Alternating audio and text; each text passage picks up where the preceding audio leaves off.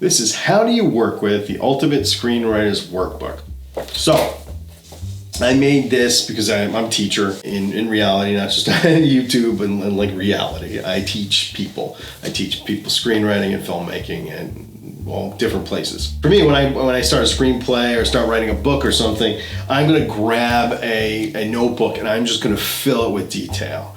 And so what I did here is I created a notebook and I put all kinds of tools in it that would help a writer as they're trying to write their screenplay and guide you through that process. There are some nice tools in here. One is you're going to notice the cover has a big giant blank space on the screen, and what that's for is for you to put in your title. I just like the idea of personalizing. A lot of times when I'm writing something, I will personalize the book and try to put my title on it, draw all over it, and so I feel more connected to it. Just like a little weird thing there. The more connected you are to it, the more you will use it and the more you'll get out of it. Then we look in first and we're going to see some brainstorming.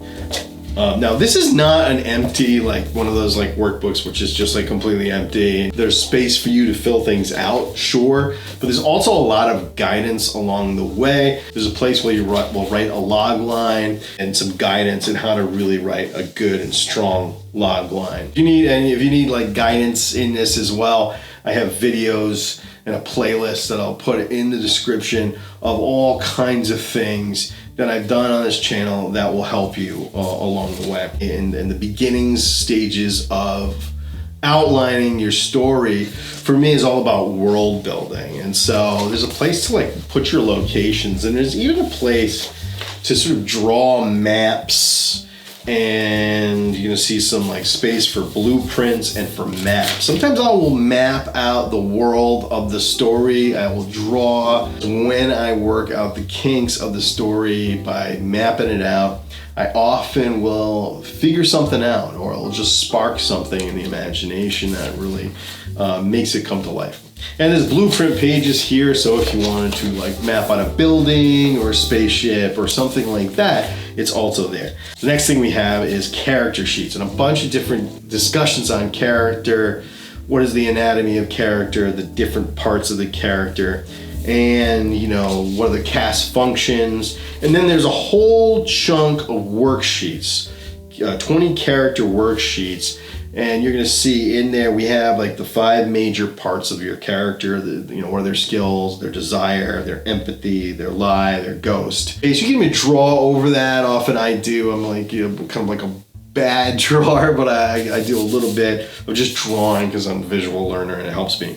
Then you're going to see one thing I thought would be really fun to have in here is a name generator. And this has several pages of last names and what they mean and where they come from, and also female and male first names and what they mean and where they come from. And I try to make it like, it's not an all-encompassing list. That would be a book size itself, but I try to make a lot in here, and I try to make it kind of diverse so that you have, all kinds of names from all different cultures. And it's just great to have that resource to be able to flip through the pages and just quickly name your characters. It's something that I always struggle with when I'm trying to, write through, and I'm like, oh, what's this guy's name? I'm like, Bill Gilligan, I don't know, And then I'll go online and I'll search for 50 different names, and just having it right there, right in front of you, I thought would be a nice little tool. And the next thing, and this is like really part I'll be really excited about in this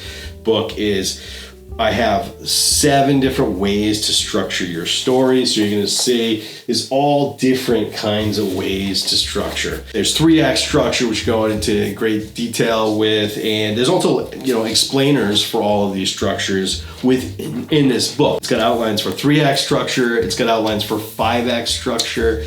It has the hero's journey structure, the story circle, Dan Harmon's infamous story circle. It's using sequences. and some non-linear structures, the Asian story structure without conflict, Kisho Tenketsu. So if you're looking for like different ways to structure your story, this book has several laid out for you. What I advise is trying several of them, because you just never know. Like, it might spark something really creative. It might be really fun to try it out. Sometimes I will work on a few different ones. Once you get to that stage and you've built your world and you've built your characters and you've structured it out, now it's time to start writing. And this is where I find this could be the most helpful. Is I find one of the most effective ways to destroy writer's block. It takes each scene and just like bullet point out what's to happen in the scene and what's the conflict within the scene, where's it gonna go, where's it gonna end, maybe add in background details or something about the setting. And so what I have laid out here in the book, a little outline for actually every crucial scene in the movie, and I've labeled every scene in a vague structure that will like most likely match up to your 3-act structure or to like a Save the Cat kind of structure, where you've got scenes, inciting incident, the plot point 1, the midpoints, escalating obstacles, all his lost moments, all of that laid out in the book, with also some questions that you can ask about each scene, so you can legitimately just go in and fill out this and just lay your whole scene out. It's very similar to like the note card method, where you have the note cards, you have 40 note cards that you lay out in front of you, and this is 40 pages of scenes and plot points, and some just like generic scene space for you to plot out the whole movie. In the end, I think always at the end, the way we put it is at the end is working on your theme, or controlling idea, as Robert McKee likes to call it. It's at the end of the book, because I actually think working on your theme is something that should only be done after the first draft, or like heavily into the first draft.